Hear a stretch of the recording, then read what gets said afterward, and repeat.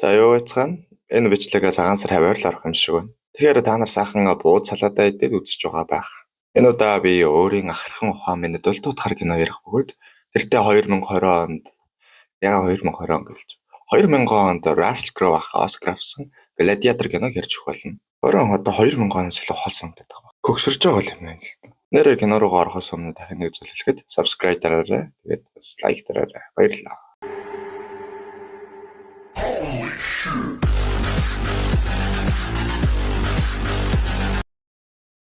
Манай эртний өмнөх үед Ромын агуу арим Европоор дулдан явсаар Германы газар нутагт ирлээ. Максимус Десимус Меридиус бол Ромын армийн удирдагч Дайны бурхан тэнгэр нэгэн бөгөөд түүнийг гэр цэргүүд нь хүндлэх хийгээ зогсохгүй хааны итгэл сэтгэл хүндлэлийг хүлээсэн нэг юм. Ромчууд Дайнаас өмнө өөрийн элчийг илгээсэн ч дайсан морь унсан толгойгүй элч уулснаар хариугаа илгээлээ. Хаан зайнаас цэргүүдэд ажиглах хийгээд энэхүү дайм эхлэв.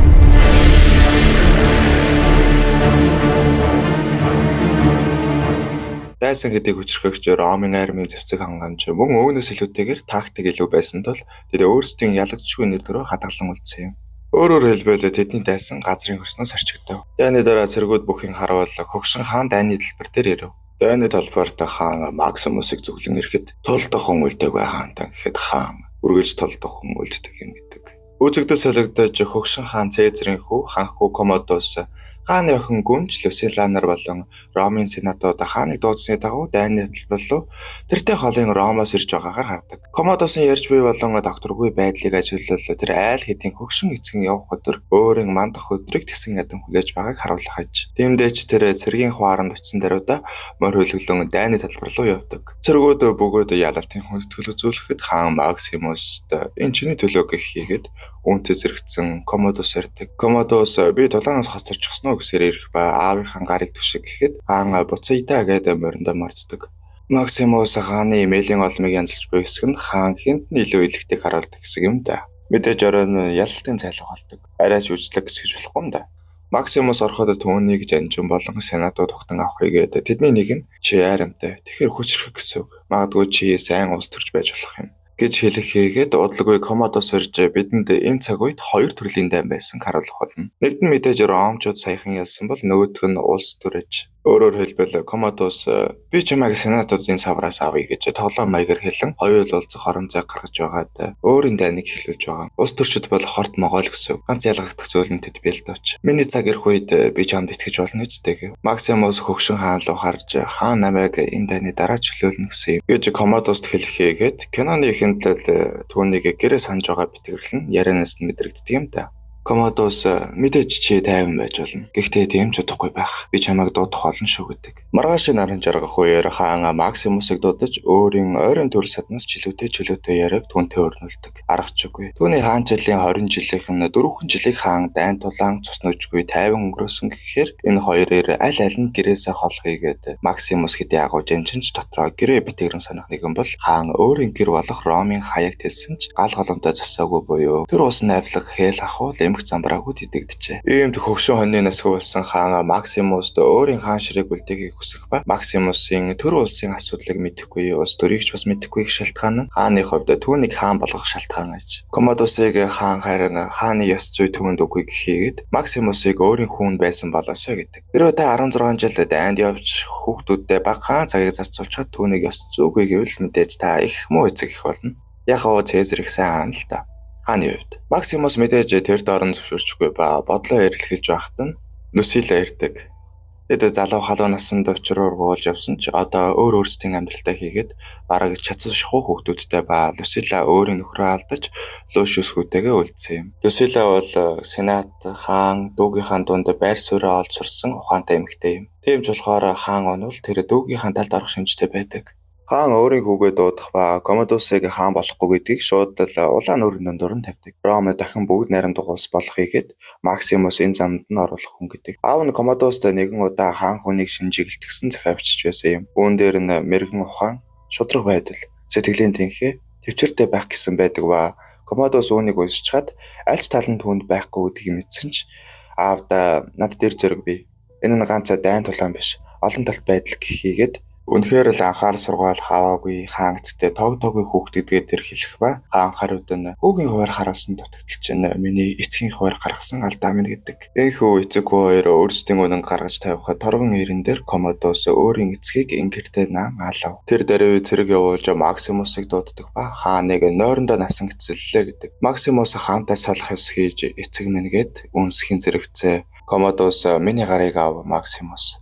Би чамтай ганц л удаа өгөх болно гэхэд Максимус гарч явдаг. Гараа өгнө гэдэг түүнтэй гар барих эсвэл үнснэр хаана гэж хүлэн зөвшөөрөх үйлдэл болж байгаа. Харин Люсила дүүгийнхээ юу хийсэн мэдж байсан ч гарыг нь аван Цезараа хэмээдэг. Максимус ч хоёуг дуулгаа агсаж амжилгүй цэргүүдэд баригдах хийгээд өөрийн анд төхрөө гэж бодсон Квантусаас гэр бүлийг минь харж хандна гэж амлах гэхэд чи тэдэнтэйгээ нөгөө ертөнцид уулзна гэдэг. Шүнжин модон донд явах ба үүр цайхад Максимусыг алах болоход тэрээр цэргийн ёсоор ард талаас нөхөндөхийг хүсэхээгээд энэ нь түүний өөрийгөө суллах нүүдэл байсан ба хэдий хүчрхэг жанжинч гарандаа гэмтэл авдаг. Гэр бүл нь аюул орсон мэдсэн Максимус гэрлүүгээ шууд явах ба олон хоногийг шаргацсан биетэй тулсаар очиход хэдийн оройтож эхнэр хүүгийн зарц барлахуудтай хамт шатаажээ.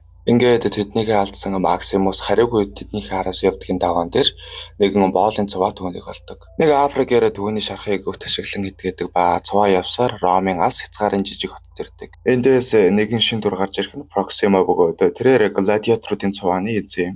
Гладиатор бол дэвжээнтээр олон түмний өмнө тололддог мэсчин болоод бөгөөд хөгших хаан гладиаторуудыг Ром хотод тулдуулахыг хориглосон юм. Нэг ёсны ард түмэн өвөнд шуурхын зэрэгцээ төр улсынхаа анхаарлыг алдах болно гэж үзсэн бөгөөд Ром бол ард түмэн юм. Төр улсын иргэд зугаацангинд толгоогоо мэдүүлэх бус саруул ухаанд анхаарах хэрэгтэй гэсэн хааны бодлого байсан гэж. Ингээд гладиаторууд эзнээ даган жижиг хотуудыг хэсэн толдох болж. Проксима булчинлаг Африк ирэг болон Максимусыг гаран дээрх цэргийн легионы тэмдгээр нь харан түүнийг худалдан авдаг. Мөн өөр олон боолыг авна. Тэднийг авсан даруйдаа нэг булчинлаг нөхрөөр бүгднгийн тулдах шадаргаар нь ангилах бөгөөд Максимус түүний эсрэг төлөвлөдөггүй. Удалгүй тэднийг хоёр нь холбоод тулаанд оруулж Максимус Африк гэртээ давгүй тулалдаад гардаг бол булчин хамтрагчаа тулаанд донд алдахч ямар өөрөө дагаад өгөх хүлтэнд биш гарыг нь тастан аваад цааш тулалдан амгардаг. Харин Ромд хаан ирэн сенатууд түүнийг өгтөж авдаг. Түүнийг өгтөж авахд хэн бэ гэдэг их амархан ил болдог. Мэдээж Комодос эцгээ хороохын зэрэгцээ улсыг захирыг гэвэл сенатуудыг ч гэсэн өөрийн талд байлгах хэрэгтэй. Түүнтэй эхлээд Фалко гэх сенат мэдчлэх ба үн жалавтууд чинь таныг хөгтөн авч байна эрхэн дээдсэ гэхэд Комодос үнэн жалавтын хувьд тийм үнэтэй байна гэж бодоогүй шүү гэдэг. Хэний хүн болсон нь ойлгомжтой байгаа бах. Харин дараагийн мэдлэг сенат бол сенатуудын толгойг ижиж болох Кракус бөгөөд танд шийдвэрлэх олон ажил бий гэдгээс шудраг уус төрш гэдгийг харж болно. Ер нь ингээд сенатууд гэж юм бэ? Тэд бол одоогийнхоор нэг ёсны иргэдээ сонгогдсон гишүүд буюу энэ кинон дээр төлөөллийн ардчил болон хаанд засаг хоёр зэрэгцэн оршиж байгааг харуулж буй юм. Гэтэл хаан маань сенатуудтай нэг л ам хэлийг олохгүй ба тэдний тэмцлийн тэргуун магнат Кракус явж байгаа юм. Хөгшин хаан нас орохоос өмнө охиндоо чи одоо хизээнийхээс ч илүү Комодост хэрэгтэй гэсэн үг арай өөр тохиолдолд арай өөрөөр гарч ирэх ба Люсила хаан болон сенатын дундах маргааныг тасалдаг. Комодос Люсилад сенатыг унгаах буюу бүрэн эрэхт хаан засаг руу шилжих санаархалтай байгаа гэдгийг хэлдэг. Харин нэг чинь хаан болсон дүүд шуудхан хүндэг тавьж чадахгүй ч сенат бол Ромын заншил үүнийг ард иргэд нь үлдээхэд. Харин нөгөө талд Максимус өөрийн нэр сүрэг гладиаторын дэвжээн дээр Испанер гэх нэршээр солон олонний зугаа цэнгэлийг хангадаг алуурчин болжээ. Мэдээж өөрөө ч тэрэндээ дурамчхан байдаг бөгөөд нэгэн өдөр түүний эзэн Проксима түүнийг дуудаад түүнийг юу хүсэж байгааг тодорхойлдог. Чи юу хүсэж байна? Хүүхэн үү? Эсвэл залуу хүсэж байна уу? Яг энэ нэрнгээсээ хэлдэг жоог. Хэрвээ чи эрх чөлөөгөө хүсэж байгаа бол би чам шиг гладиатор байсан юм. Би хүмүүсийг яаж зугаацуулахыг сайн мэддэг байсан. Тэгээд Колосеумын дэвжээг хаахаас өмнө хөгшин хаан Марк Сервилиус модон ил дээр мөрийг минь төхөж эрх чөлөөг минь алгасан юм. Харин одоо энэ боломж чамд гарч иж байна гэх ба Комодос Колосеумын дэвжээг эргэн нээж аавынхаа дурсгалыг хүндэтгэн 50 хоногийн цэнгүүн болон гладиаторын дулааныг зарлажээ. Проксима чи сайн талдаж эрх чөлөөг авах болно. Харин би чиний мөнгийг авна. Ямар авдэ? Гэхийгээд Максимус гаднаа эрх чөлөөг хүсэж бид үзүүлэгч Комодостой нэг алхмын зайд очих боломжоо тэр олж харсан юм. Ромын 7 насаараа тулдсан нэр үнэхээр л Ромыг ямар болсон мэдэхгүй ба Колосеумыг яг л жоохон хөвгч харагддаг. Манай эртний өмнөх үед ийм навшин нүсэр зүйл барьж хаад чи өөрөөгөө Ром хүн гэдгээрээ бахархаж болох бол дэвжэн дээр гарах хэдийг зэрлэгүүд гэх болно. Максимус Испани гэхнэр аль хэдийн Ромд ч гэсэн тархжээ. Түүнтэй нэг пен нь уулзах гэж ирсэн нь Люсилагийн хүү Лушиус байх ба түүнтэй ярилцсан яриа өрнүүлэхдээ Люсилагийн хүү гэдгийг мэддэг. Ингээд тулаанд ороход Максимус хамт гарсан зэрлэгүүдийг яг л айрам шиг удирдах ба ганц булчин л тэдний үүсгэсэн хамгаалтаас гадна тулддаг. Өнөө нэг Ром армийн стайлаар тэд өрсөлдөгчөө Колизеумын дэвжэн дээр нухчин дарах бөгөөд Колизеум дөрөв хүмүүс Максимусын нэрийг 7 уулын цаана хүртэл авахайлав. Мөн Комодосын нүдэнд чүртэх ба түүнтэй уулзсан л гиндэ. Комодос ойртон ирэхэд Максимус газраас сумны үзүүр авахч Лушиус хамт байхын хараад бодлоо тэр дорн өөрчлөх ба Комодос түүнийг бага ав гэхэд тэр тоосон зөвлөгөө иргэн алхах хийгээд энгийн нэгэн хааныг үл хөндлөх ирэхгүй хойно бага авах болов. Миний нэр бол Максимус Десимус Меридиус. Хойд армийн командлагч. Жинхэнэ хаан Маркус Ариулсын үнэ жалбат. Алуулсан хүүгийн эцэг. Орлуулсан эхнэрийн нөхөр. Бас би өөрийн өшөөг энэ амьдралд эсвэл дараагийн амьдралд заавал авах бол. Тэгэхээр энэ бол киноны хамгийн халуун хэсгүүдийн нэг. Тэгээд би үүнийг өөрийн хоолоогоор хэдий кринж хэлсэндээ баярлаж байна. Баярлалаа. Комодос тэр дөрөв барьцаалдаж цэргүүдээ зэвсгийг ахсуулдаг. Ингэснээр эргээд Максимусын талд орон хаанаас амь илтрүүлэхийг шаардах ба Комодос яалтчгүй түүнийг алдаггүй. Орон түүнийг алах нүгээд аваад явсан Люсила байх бөгөөд урдийн хайр сэтгэлийн асуудал аль хэзээ мартагдаж Комодосын асуудлаас үүдэн Максимусын хувьд Люсила аль хэзээ дайсан гэхээр болжээ. Гэтэл Люсила Комодос хогшин хааныг алсан. Мөн Максимусын гэр бүлд юу хийсэнг мэдэгч өөрөө ч мөн дүүгийнхээ хараантаар амьдарч буй бөгөөд мөн өөрийн хүүгийн залхамжлалыг хамгаалахыг хичээж байгаа аж. Максимус товчхондоо түүнийг гладиаторын дэвжэн дээр хаанаас илүү нэр хүндтэй болсон болон Комодосыг эсэргүүцэх сенатуудын тусламжтайгаар төр усаад хөхнүүлэх буюу өөрөөр хэлбэл Комодосыг унгах санал тавьгач Максимус боолын амьдралдаа тасан ихэд өөрчлөгдөжээ. Ингээд тэр Люсилагийн санал татгалздаг. Маргааш нь Максимус хоол идэхэд ч цэжигтэй нөхцөлд буюу хаан хүсвэл түүнийг хязгаарч алж мэдэх нөхцөл байдалд байгааг харуулдаг. Яг гоо булчин тоохгүй хоолыг нь амсаж хахаж тоглоод хөөхөн дундаа орсон байдаг. Нөгөөдөөр Максимус хэдий их юм ярихгүй аль хэдийн гладиаторуудын хүндэтгэлийг хүлээсэн нэгэн байх болж. Бодлогоо дахин нэг тулаан болох ба тулаанаас өмнө хаан ард иргэдэд 100 каш шидэж талах шидэж өгж байгаа харагдах ба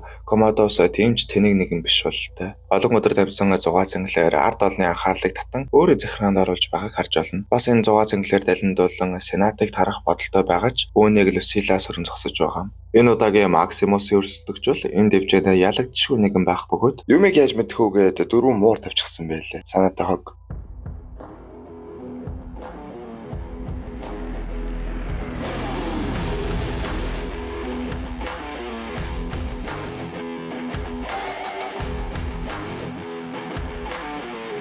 Ард түмэн аал гэж гашгах бөгөөд Комодос олныг даган хөнөөж гэх ба Максимус өрсөлдөгчөө өршөөн олонд инрэнгүй ихнэрээр цоллуулж Комодосыг энүүхэндээ хөөрхөн шоглож байгаа. Түүнийг орноос гарахад нэгэн хүн орилох ба түүний туслах Сесиро байдаг. Түүнд гэр бүлийнх нь сахиус гжилж болох зүйлийг өгөх хийгээд айрам нь нэг өлбөсөн юмны дор байгааг хэлдэг. Максимус бодлоо өөрчлөн туслахаараа Люсила руу түүний саналыг хүлээж авсан гэдэг мэдээгээ явуул. Оройн нь Люсила болон сенатын толгой Кракустай уулзах бөгөөд өөрийг нь хотоос гаргаж өгöd. Тэр өөрийнхөө айрамыг хотыг эзлэх төлөвлөгөөтэй байдаг нь сенатад таалагддаггүй. Мэдээж эзэллээ гэхэд чи цэрэгтэй хүн. Тэгэхээр нэг бослогыг нөгөөгөөр дарах, нэг дарангуулагчийг нөгөөгөөр дарах уу гэдэг асуудалд сенат эргэлзэх хэдий ч эцсийн гэсэст өөр замгүйн дээр үүнийг хүлээн зөвшөөрдөг. Кракост түүнийг суллахад 2 хоног хэрэгтэй гэдэг. Комодос ч зүгээр суухгүйн дээр өөрийн сенатаар тэднийг тагнуулж Кракос Люсила хоёроо уулзсан мэдсэн байдаг. Салхи эргэж Кракос тэр дороо баригдах ба Люсила ордонд ирэхэд Комодос Лушиуст түүх ярьж өгсөмөр өөрөөс нь орвол хүүхч нь ална шүү гэдгээ технэр хэлдэг. Люсила тэр даруй хөдөлж Проксимог ятгаж Максимусыг суллуулах болдог. Тэр ар хэсгээр гарахад Сесиро түүнийг мордо хүлээж авах болно гэх ба энэ хоёрын дундах хайр сэтгэл доож байгаа юм уу да гэмээр хэсэг энэ дээр гардаг. Люсила явж одлогой цэргүүд ирэхийгээд гладиаторуудад цаг очиж булчин Проксимо хоёр энэ дунд Максимусыг оруулахын төлөө өгдөг. Максимус гарч амжихч Комодос нэг нүүдлийн төрөнд явж байх бөгөөд бараг бүтэн айрам түүнийг бүсэлжээ. Люсилач баригдаж хэрвээ тэр зүгтах гэвэл эсвэл түүн лөө багхан ч гэсэн хялам харуул Лушиус хүүхийг хэлэхдээ зэрэгцэн нар мандахаж хаан сенат гладиатор гэдэг бүгднгийн цуглуулах хийгээд өөрийн жүжигний төгсгөлийг ихэд нарийнаар бодсон байх бөгөөд энэ нь хорцсон Максимусыг олны нүдэнд хүчрхэг хаан хөнөх явдал байлаа. Энэ киноны эсрэг дүрийн хувьд хамгийн өрөвдөлтөй сул дорой хүн Комодос гэдгийг үүний энэ шийдвэрээс харж болно.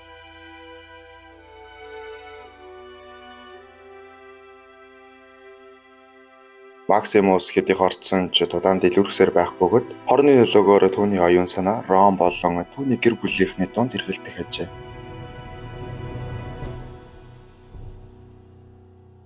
Ухаагүй хаан сэлмээ алдаж шархтав. Тойрон гурилсан цэргүүдээс сэлмээ өгөх гэж шаардсаар харин түүнд гар сунгах хинч байхгүй хийгээд тойргийн голд Максимус зогссоор нэг л мэдхэд сэлмээ газар унгаахыг харсан хаан ганцуунаас авахдаг гарган дайрдаг. Өөрийн эцгийг хорон хаан болсон Комодус инхүү өөрийн жижигэн хөргөж болон алуулав.